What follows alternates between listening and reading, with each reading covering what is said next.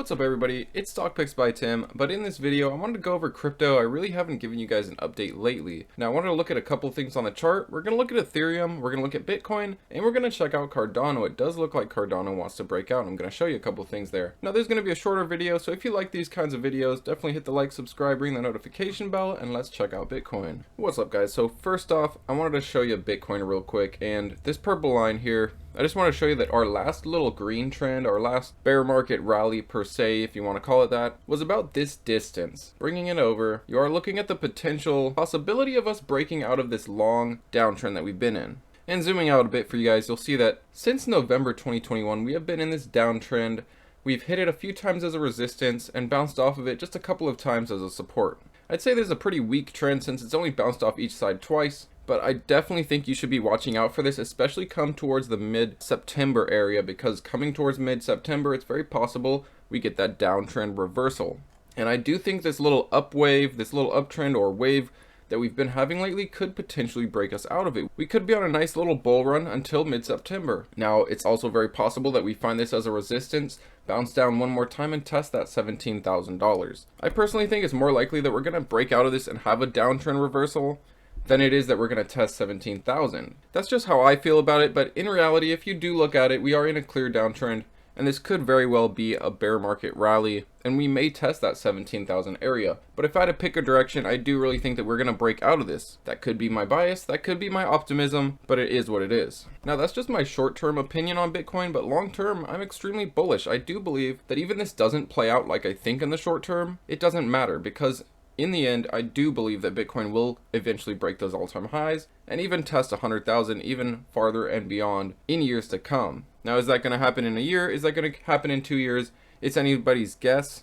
But one thing that always helps Bitcoin out is the fact that it plays in cycles. It has a halving event. So if you're unaware of this, I highly recommend you actually look into it, but it basically plays every 4 years. It goes through 210,000 blocks. It essentially cuts in half the rewards that miners would get for securing transactions on the blockchain. For mining Bitcoin, you would essentially get half that you normally would get pre-halving. So what does this do to supply? It restrains it quite a bit. You know, if you're normally getting, say, 100,000 Bitcoin out there per day, we get into the halving.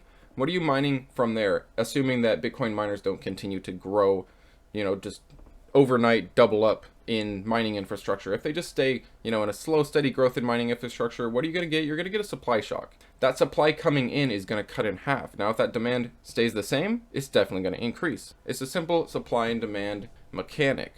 Now, if you're going to look into anything for Bitcoin, I highly recommend you do look into how the halvings work. And remember, we're only about a year and a half away. Typically, as we approach the halving, it gets a little bit of hype, and then afterwards, it continues to run. Will it play out the same? Time will tell. Now, I did want to show you guys Ethereum and show you that we are breaking a local top. And if I have to say any of these cryptos are extremely bullish, I would say it's Ethereum. And ever since the 18th of June, this one's just been on an absolute run, continuing to break new highs and continuing to push higher lows. Now with Ethereum, we also have a downwards channel rearing its ugly head as well, just like with Bitcoin. As you can probably see, these very closely trade. If Bitcoin's doing good, it's very likely Ethereum's doing good. Of course, there are discrepancies along the way, but the general theme remains the same. If Bitcoin's going to go on a rally, you better believe Ethereum is as well, and you better believe a lot of altcoins will also. But looking at Ethereum, you know, it's very possible we come up to the beginning of September with this one, maybe mid-September, and if we can't break past 1830, 1900, if we're still stagnating where we're at, I wouldn't say stagnating because we've been on an uptrend, but if we're still just trading sideways right where we're at now, very possible we fail this reversal. So you're definitely going to want to watch out for Ethereum and Bitcoin, both of those. By September, I do think we might have a potential breakout of this downtrend, and this is something that a lot of people are going to be looking out for. But it definitely restores a bit of optimism to see that Ethereum has been recently creating new highs. And also, I wanted to show you Cardano. Now, this one's definitely trading a lot different than both of those. And this one has actually been trading a lot similar to small cap stocks, believe it or not.